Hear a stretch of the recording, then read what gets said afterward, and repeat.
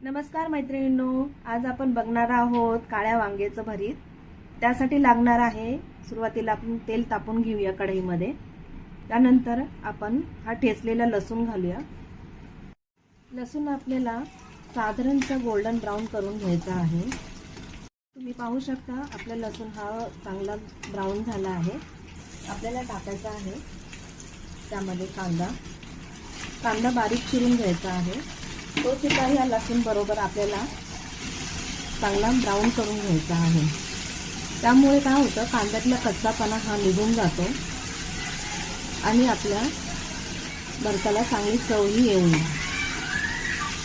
तुम्ही पाहू शकता आपला कांदा हा ब्राउन झालेला आहे।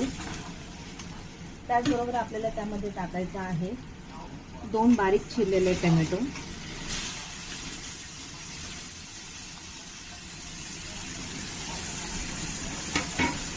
टोमॅटो सुद्धा आपल्याला एकजीव करून घ्यायचा आहे। चांगला आपल्याला त्याच्यामध्ये शिजवून घ्यायचा आहे, जेणेकरून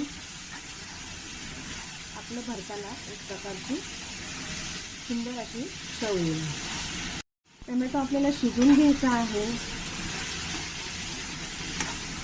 चांगल्या प्रकारे, नाहीतर त्याच्या फोड्या राहायला नाही पाहिजे। चांगल्या प्रकारे आपल्याला कांद्यामध्ये टोमॅटो हा आपला मऊसूत झाला पाहिजे। आपण त्याच्यावरती 2 मिनिटं झाकण ठेवू, स्लो वरती 2 मिनिटं झाकण ठेवूया, जेणेकरून टोमॅटो आपले चांगले मऊसूत झाले पाहिजे। तुम्ही पाहू शकता आपला टोमॅटो एकदम मऊ झाला आहे।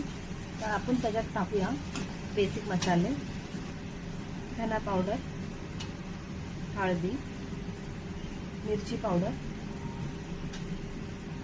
व कांदा लसूण मसाला 1 चम्मच।